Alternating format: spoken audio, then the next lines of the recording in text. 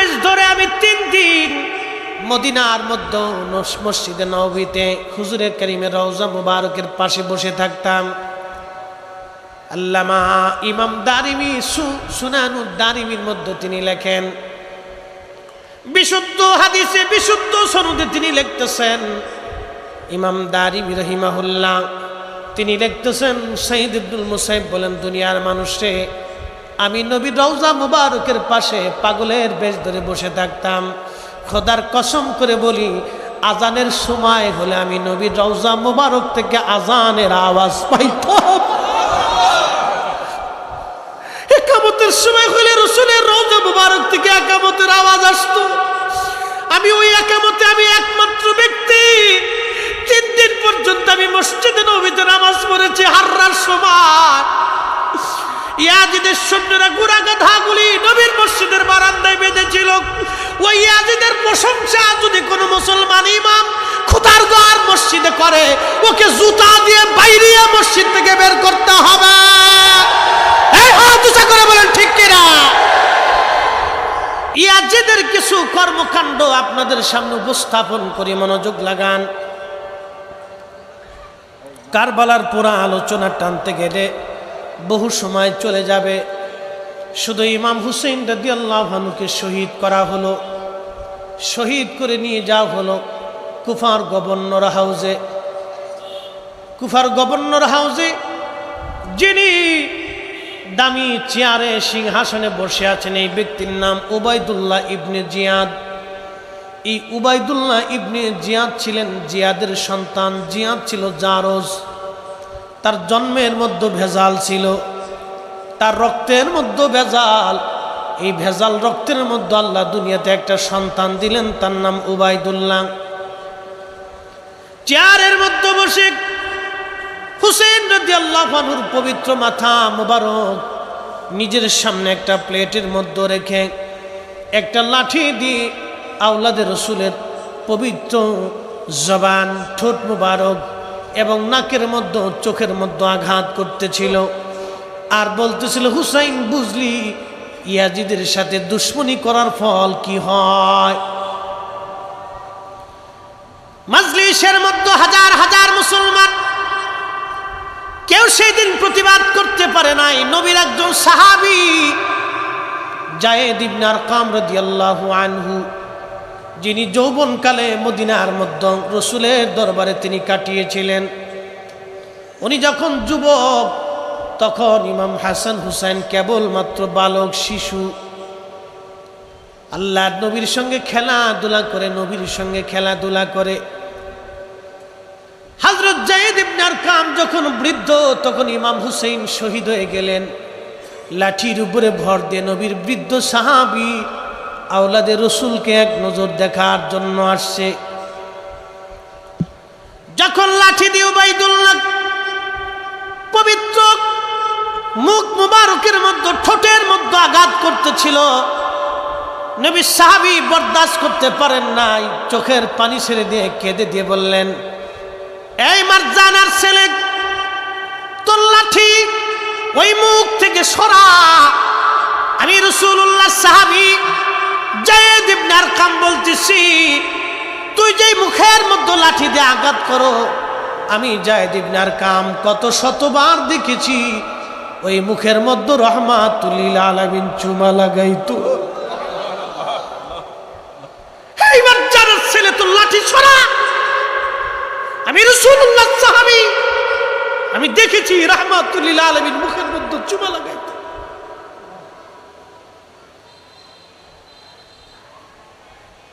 Ubaidullah ডাক দিয়ে বলতেছে, এই বুড়া, তুই যদি বৃদ্ধ না হতি তোকে এখানে কতল করতাম। যায়েদ ইবনে আরকাম চিৎকার দিয়ে বলে উঠলেন, মারজানার ছেলে, খোদার কসম করে বলে আমি রাসূলুল্লাহ সাহাবী, একবার না, তুই যদি 1000 বার আমাকে শহীদ করে দাও, 1000 বার যদি আল্লাহ আমার জীবন দেয়, রাসূলুল্লাহর পক্ষে 1000 বার জীবন দিতে রাজি আছি। চিৎকার মেরে বলেন আল্লাহু আকবার।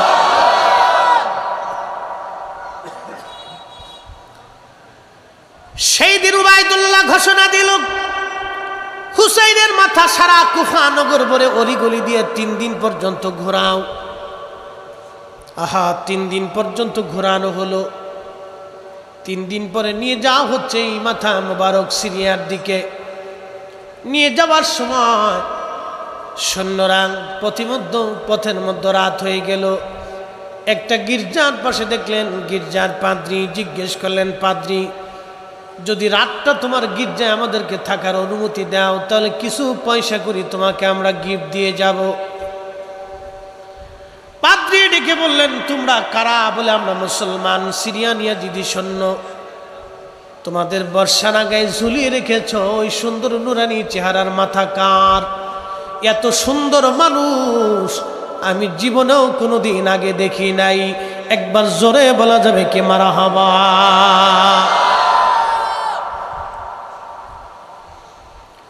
পাদ্রী ডেকে বললেন, সিরিয়ান সৈন্যরা, ওই পবিত্র মস্তক কার? এত সুন্দর নুরানি চেহারা, জীবনে কোনোদিন আমি এত সুন্দর মানুষ দেখি নাই। ওরা বলল, এরা আমাদের নবীর দৌহিত্র হুসাইনের মস্তক কেটে নিয়ে আসছি। পাদ্রী আফসোস করে বললেন, তোরা কিসের মুসলমান?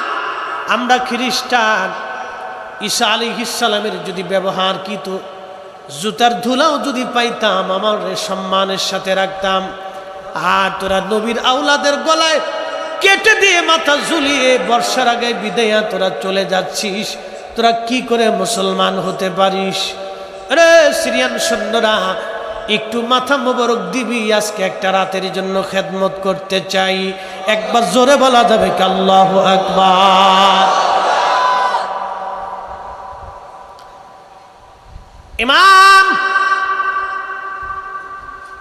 হযরতে হাইতেমিয়া শাফি as-সামাইকুল মুহরিকার মধ্যে লেখেন, ওই পবিত্র মস্তক মুবারক নিয়ে যাওয়া হচ্ছিল। পাদ্রী বললেন, মহিলারা কারা? বলে, আমার নবীর বংশের মহিলা। বলে, একটা রজনী নবী বংশের আওলাদদেরকে খেদমত করার সুযোগ দিবি রে, তারা ক্লান্ত শ্রান্ত। বিনিময় আমার এই গির্জার ভিতরে 10,000 স্বর্ণ মুদ্রা আছে রে সিরিয়ান সৈন্যরা। 10,000 স্বর্ণ মুদ্রা তোদেরকে দিয়ে দিব। আজকে একটা রাত্রের জন্য হুসাইনের পবিত্র মস্তকের খেদমত আমি করতে চাই, আওলাদের রসুলদের খেদমত করতে চাই। যদিও আমি মুসলমান না, আমি একজন খ্রিস্টান। পাদ্রী, দিবি তোরা 10,000 স্বর্ণ মুদ্রা দিবি। একসাথে বলা যাবে আল্লাহু আকবার। হযরত ইমাম মালিক 80 বছর ধরে মদিনাতে জুতা পরেন নাই। পার মধ্যে কতবার ফুসকা পরে ঘা হলো, রক্ত পড়ল। মদিনার হাউদের মধ্যে কোনোদিন পেশাব পায়খানা করেন নাই, এমনকি থুতু পর্যন্ত ইমাম মালিক রহিমাহুল্লাহ ফেলেন নাই। জিজ্ঞেস করা হলো, ইমাম মালিক, দুনিয়ার কত আলেম এই মদিনার মধ্যে জুতা পরল? দুনিয়ার কত আলেম এই মদিনার মধ্যে পায়খানা পেশাব করলো, জুতা স্যান্ডেল পরলো, থুতু নিক্ষেপ করলো? কোন দলিলে আপনি মদিনায় জুতা পরেন না, পায়খানা পেশাব করেন না, থুতু ফেলেন না? দলিল বলবেন কি? আহারে, পৃথিবীর 4 আলেমের 1 আলেম, মুস্তাহিদদের প্রথম তবকার মুস্তাহিদ। এত বড় আলেম আর কোনোদিন ইমাম মেহেদির আগে জন্ম হবে না। এত বড় আলেম আর কোনোদিন জন্ম হবে না। এত বড় আশিক রাসূলও কোনোদিন জন্ম হবে না। 80 বছর ধরে একটা মানুষ কল্পনা করতে পারবেন ওনার হায়াত পর্যন্ত কোনোদিন মদিনার মধ্যে জুতা পরেন নাই, কোনোদিন পেশাব পায়খানা করেন নাই, কোনোদিন তিনি থুতু পর্যন্ত মদিনার মাটির মধ্যে ফেলেন নাই। আল্লাহু আকবার। দলিল চা হলো, দলিল কি? ইমাম মালিক ইবনে আনাস রাদিয়াল্লাহু আনহু দলিল দিলেন, একটা দলিল, ভালোবাসার দলিল দিয়েছিলেন। যেই মাটির ভিতরে আমার নবী রাহমাতুল লিল আলামিন ঘুমিয়ে আছে, আমি ইমাম মালিকের কলিজার মধ্যে কি করে সাহস হবে এই মাটির মধ্যে জুতা পরতে, এই মাটির মধ্যে থুতু ফেলতে, এই মাটির মধ্যে আমি পায়খানা পেশাব করব? আমি ইমাম মালিকের কলিজায় সাহস হতে পারে না। একসাথে বলবেন আল্লাহু আকবার। আপনি কওমি হতে পারেন, তবলিগি হতে পারেন, জামাত ইসলাম হতে পারেন, আহলে হাদিস হতে পারেন, আপনার আট্টশির হতে পারেন, সরসিনা, ফুরফুরা, জৈনপুর, সোনাকান্দা, এরপরে আপনার ইমামের রব্বানি দরবার শরীফ হতে পারেন, বাংলাদেশের সমস্ত সুন্নি দরবার মসলকে আলা হযরত কাদেরিয়া, চিশতিয়া, নকশবন্দিয়া, মুজাদ্দিদ, হানাফি, শাফি, মালিকি, হাম্বলি। রাজনৈতিকভাবে যে দল হতে পারেন, পারিবারিকভাবে যে বংশ হতে পারেন, মুসলমান হিসেবে হযরত আওলাদ রাসূল ইমাম হুসাইন রাদিয়াল্লাহু আনহু আমাদের সবার। আল্লাহ রাসূল বলেন আল হাসানু ওয়াল হুসাইনু সাইয়্যিদা শাবাবি আহলিল জান্নাহ। মাশহুর হাদিস, আল হাসানু ওয়াল হুসাইনু সাইয়্যিদা শাবাবি আহলিল জান্নাহ। আমার হাসান আর হুসাইন আমার দুইজন বংশধরেরা জান্নাতের যুবকদের সর্দার। এই যুবক আপনাকে বলতেছি, যুবক, যুবক আপনাকে বলছি, জান্নাতে আপনার সর্দার যিনি হবেন, তিনি হাসান আর হুসাইন, জান্নাতের যুবকদের সর্দার। এই কথা আমরা নির্বাচন করি নাই, এই মর্তবা আমরা ভোট দিয়ে দিই নাই। এই মর্তবা যিনি দিলেন তিনি স্বয়ং আমার আল্লাহ। আল্লাহর ইচ্ছা অনুযায়ী নবীজি ঘোষণা দিয়েছেন, আল্লাহর ইচ্ছা না হলে নবী ঘোষণা দিতেন না। আল্লাহর পছন্দ হয়েছে হাবিব আপনার দুইটা কলিজার টুকরা হাসান আর হুসাইন, আপনি তাদেরকে ভালোবাসেন। আমি আল্লাহ তাদেরকে একটা মর্যাদা দিয়ে দিলাম, একটা সম্মান দিলাম, তারা জান্নাতি যুবকদের সর্দার। একবার জোরে বলা যাবে মারহাবা? আচ্ছা, টাকা দিয়ে জান্নাত পাওয়া যায়? সুযোগ আছে না? আল্লাহ রসুল জান্নাতের একটা মর্তবা বলেছেন, জান্নাতের একটা চাবুক, যেই চাবুক দিয়ে আমরা ঘোড়া দাবড়াই, ঘোড়ার পিঠে আঘাত করে, জান্নাতি একটা চাবুক। এই চাবুক এক পাশে রাখবে আর সারা পৃথিবী আর এক পাশে রাখবে। জান্নাতের একটা চাবুক এক পাশে রাখবে, পৃথিবীর সারা সৃষ্টি আর পৃথিবী আর এক পাশে রাখবে। ওই জান্নাতের একটা চাবুকের এই দামের সমান সারা পৃথিবী বিক্রি করলেও হবে না। সেই জান্নাতের আটটা জান্নাত। তো কোন কোন বান্দাকে 10টা দুনিয়ার সমান একটা জান্নাত দেওয়া হবে, মানে 10টা দুনিয়ার সমান জান্নাতের জায়গা তার জন্য বরাদ্দ হবে। সেই জান্নাতের সব যুবকদের সর্দার। পাদ্রী ডাক দিয়ে বলতেছে, আজকে রাত্রের জন্য দিয়ে দাও। ওরা বলল হ্যাঁ নিয়ে যান। কারণ ওরা তো দুনিয়ার সম্পদের লোভী ছিল। ওদের হাতের মধ্যে যে রত্ন, এই রত্ন ওরা চিনতে পারে নাই, কিন্তু দুনিয়ার মোহে পরে ওরা পাগল হয়ে গেল। হযরতে ইমাম হুসাইন রাদিয়াল্লাহু আনহুর মস্তক দিয়ে দেওয়া হলো পাদ্রীর কাছে। পাদ্রী নিয়ে গেলেন, মহিলাদেরকে অন্দরমহলে পাঠিয়ে দিলেন, মহিলাদেরকে দায়িত্ব দিয়ে দেওয়া হলো সেবা করার জন্য। তাদের রাত্রিবেলা খানা দানের ব্যবস্থা, বিশ্রামের ব্যবস্থা করা হলো।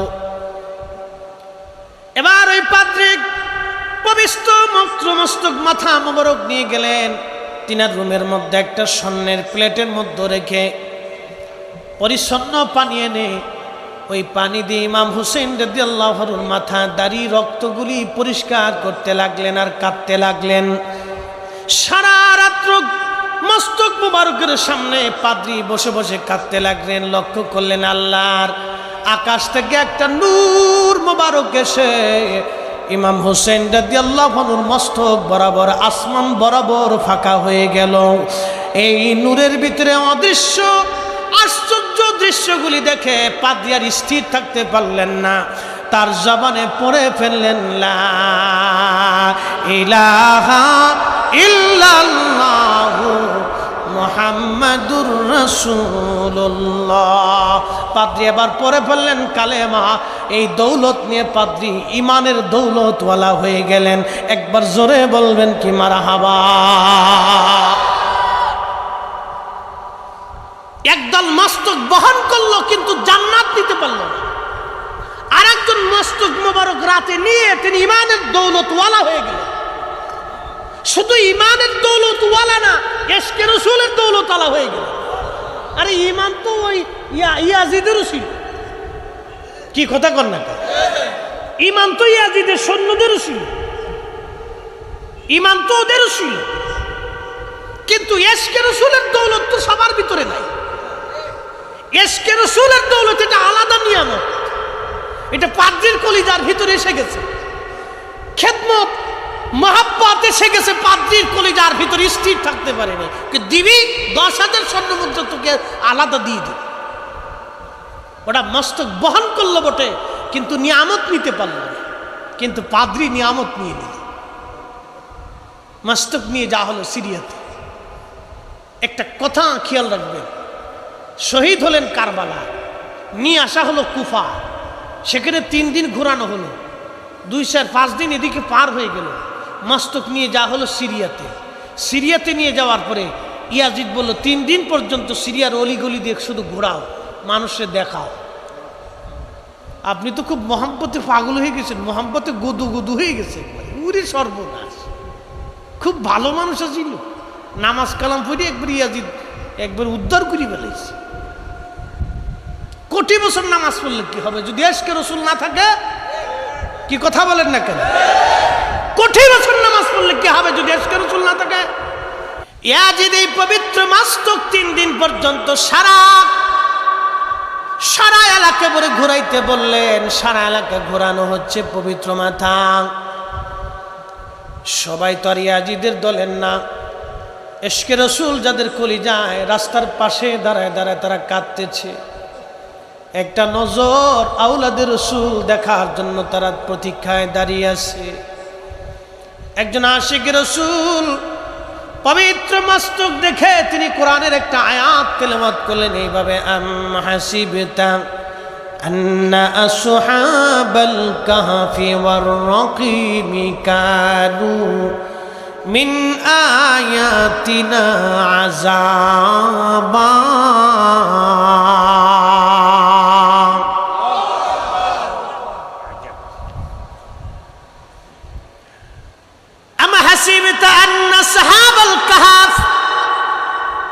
কতই না আশ্চর্য নিদর্শন। আসহাবে কাহাফ, আল্লাহ বলেন কানু মিন আয়াতিনা আযাবা। আশ্চর্য নিদর্শনাবলীর মধ্যে অন্যতম নিদর্শন এই আসহাবে কাহাফ। আয়াত যখন তেলাওয়াত করলেন তখন পাশ থেকে এই আশিক রাসূলের আয়াত পড়ার সঙ্গে সঙ্গে ইমাম হুসাইন রাদিয়াল্লাহু আনহুর পবিত্র জবান থেকে আওয়াজ আসতেছে, আযাবু আসহাবাল কাহফি কতলি ওয়া হামলি। আমাকে হত্যা করা, আমার মস্তক এইভাবে বহন করে নিয়ে আমার সাথে নির্যাতন করা, আমাকে অবমাননা করা সাহাবে কাহাফ থেকে কি কোনো অংশে আশ্চর্য কম? আল্লাহু আকবার। না হয় না, আরো জোরে বলেন আল্লাহু আকবার। ইমাম হুসেন রাদিয়াল্লাহু আনহুর জবান থেকে আওয়াজ আসলো, আল্লাহ কোরআনে বলেন, ওয়ালা তাকুলু লিমান ইউকতালু ফি সাবিলিল্লাহি আমওয়াত বাল আহইয়াউ ওয়ালাকিন লা তাশউরুন।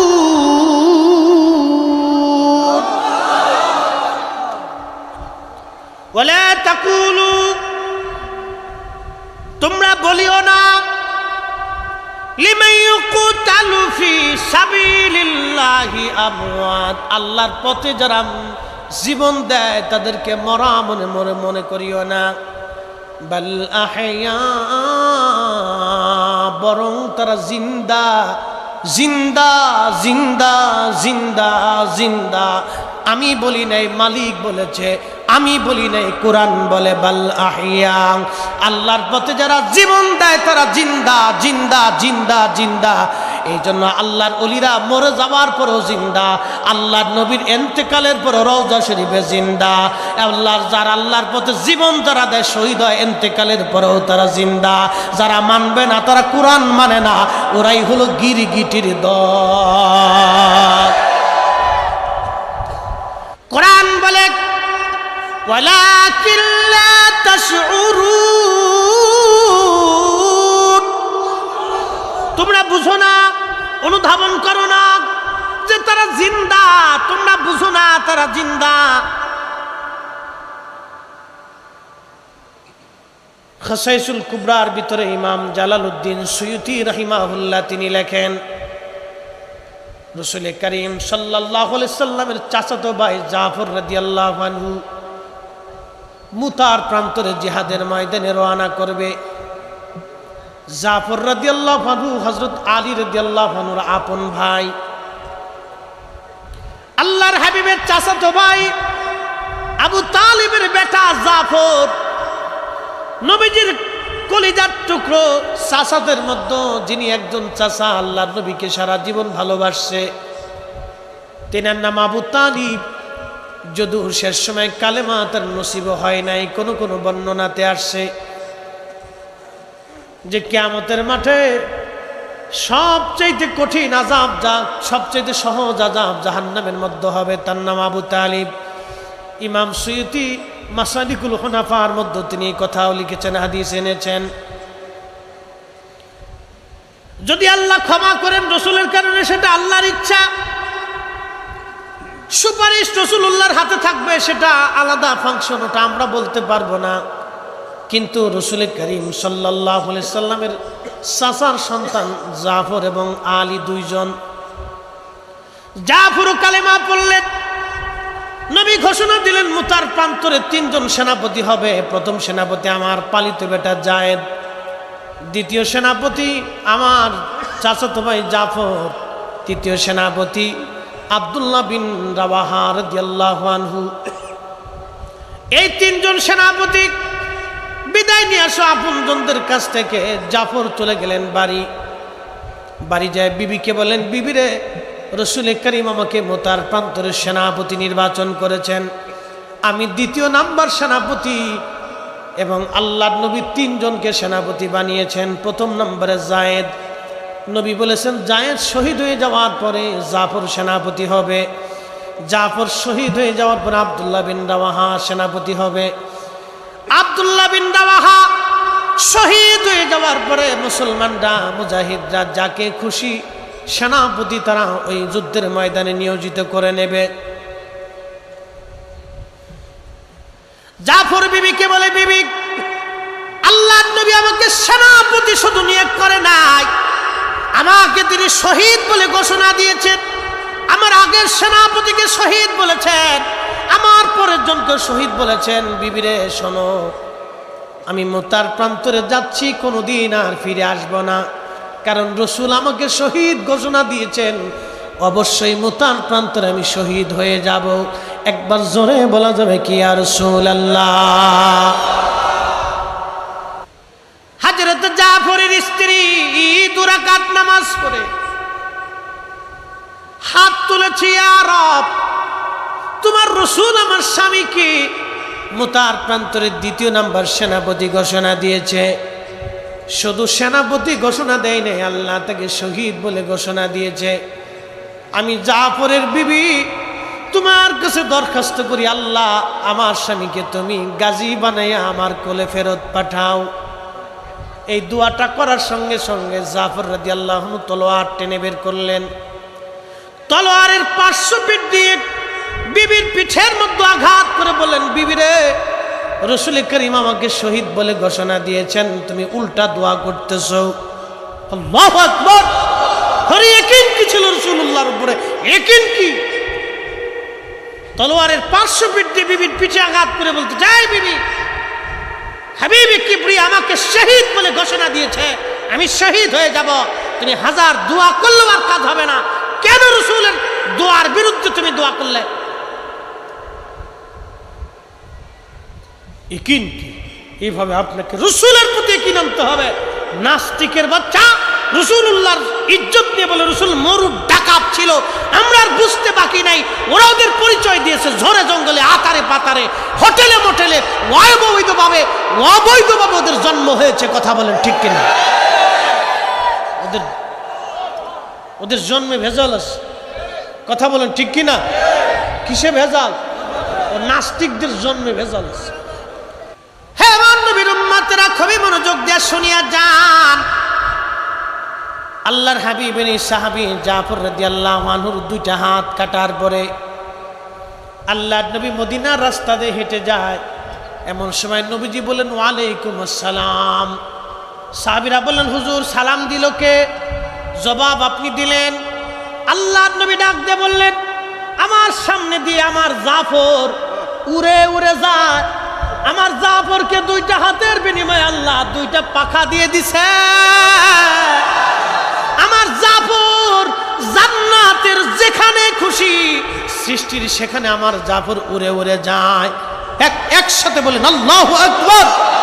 আমার জাফরের দুইটা হাত কাটার পরে আল্লাহ দুইটা পাখা দিয়ে দিছে। আটটা জান্নাতের যেখানে খুশি সেখানে ঘুরে বেড়ায়। আমার জাফর আমার সামনে দিয়ে যাওয়ার সময় আমাকে সালাম দিয়ে গেছে, আমি তো সালামের জবাব দিছি। আরে দুনিয়ার নবী, রূহের দুনিয়ার নবী, দুনিয়ার জগতের নবী যদি নূরের জগতের জাফরের সালামের জবাব দিতে পারে, রাহমাতুল লিল আলামিন রওজা শরীফ থেকে আজকে আমাদের সালামের জবাব দিতে পারে, নবী আজকের মাহফিল দেখতে পারে। কথা বলেন ঠিক কিনা? ইমাম হুসেইন শাহাদাতের পরেও জিন্দা। মস্তক থেকে আওয়াজ আসলো, কি চমৎকার! আশিক রাসূল তার কপালে চুমা দিলেন, তার মুখে চুমা দিলেন। একসাথে বলা যাবে না মারহাবা? প্রিয় মুসলমান, আসকালানের গভর্নর পবিত্র মস্তক রেখে দাফন করে দিল। হযরত ইমাম হুসেইন রাদিয়াল্লাহু আনহুর মস্তক 554 হিজরিতে ওই অঞ্চল কাফেররা যখন দখল করে নিল, মিশরের গভর্নর বললেন 30,000 স্বর্ণ মুদ্রা তোমাদেরকে দিব, ইমাম হুসেইন রাদিয়াল্লাহু আনহুর মস্তক আমরা নিয়ে আসব। ওরা বলল 30,000 স্বর্ণ মুদ্রা পাবো, তাহলে নিয়ে চলে যাও, ওটা তো আমাদের দরকার নাই। 30,000 স্বর্ণ মুদ্রা দিয়ে মিশরের গভর্নর স্বর্ণ সামন্ত নিয়ে জুতা পায়ে দিয়ে না খালি পায়ে গেলেন। একসাথে বলবেন কি মারহাবা? আল্লাহ এশকে রসুল কি জিনিস এদের থেকে শিখে যাবেন। জুতা পায়ে দিলেন না, উনি হুকুম দিলেন প্রত্যেকটা স্বর্ণ যারা ইমাম হুসেইন পবিত্র মস্তক আনতে যাবা কেউ জুতা পায়ে থাকবে না। আওলাদ রসুলের সম্মানে জুতা খুলে ফেলবে, তোমরা খালি পায়ে যাবে। খালি পায়ে যখন ওনার কবর থেকে পবিত্র মাথা ওঠানো হলো, 500 বছর আগে যেইভাবে দাফন করা হয়েছিল, 500 বছর পরে ঠোঁট পর্যন্ত শুকায় নাই, চেহারার লাবণ্যতা নষ্ট হয় নাই, একটা চুল পর্যন্ত পড়ে যায় নাই, চোখের পাওয়ারও নষ্ট হয় নাই। একবার জোরে বলবেন কি মারহাবা? 500 বছর পরে মাটির ভিতরে ইমাম হুসেইন একই রকম পবিত্র মস্তক, চেহারার সৌন্দর্য লাবণ্যতা নষ্ট হয় নাই, নাক নষ্ট হয় নাই, চুল দাড়ি মুবারক নষ্ট হয় নাই, ঠোঁট শুকিয়ে যায় নাই, দাঁত নষ্ট হয় নাই, চোখের সেই লাবণ্যতা নষ্ট হয় নাই, চোখের সেই সৌন্দর্য নষ্ট হয় নাই, সেই রক্ত তখনও ঝরতেছিল। 500 বছর পর ওনার পবিত্র মাথা থেকে জান্নাতের মিশকের ঘেরান আসতেছিল। না হয় না? আরো জোরে, আরো জোরে। তিনি আওলাদে রাসূল, ওনার মহব্বতে আজকে বসে গেছে। কপাল আমার ভালো হবে না, ঘরে শুয়ে থাকবে, ওর ভালো হবে। তার মহব্বতে আসছে। সৈয়দা শাবাব আহলিল জান্নাহ সুলতানে কারবালার মহব্বতে আসছে। যে শহীদ না হলে দ্বীনই খুঁজে পেতেন। ইমাম হুসেইন যদি সেই দিন ইয়াজিদের সাথে বশ্যতা মেনে নিতেন তো ইসলাম হারিয়ে চলে যেত। নবীর উম্মত মিথ্যার কাছে মাথা নত করত। এই জন্য দেখবেন যুগে যুগে যুগে যুগে নবীর উম্মত মিথ্যার কাছে মাথা নত করে নাই, জীবন দিয়েছে কিন্তু মাথা নত করে নাই। ঠিক কিনা? মুহতারাম উপস্থিতি, ইমাম হুসেইন রাদিয়াল্লাহু আনহু জীবনের ছোট্ট ঘটনা আপনাদের সামনে উপস্থাপন করলাম। মদিনার মানুষ পরের বছর বিদ্রোহ ঘোষণা করল।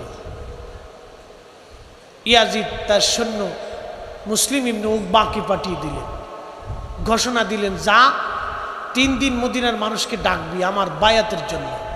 যদি মদিনার মানুষ আমার বায়াত না মানে 3 দিন মদিনাকে হালাল করবি, যা খুশি তাই মদিনাতে করবি, যত মানুষ পাবি হত্যা করবি, যত নারী পাবি ধর্ষণ করবি।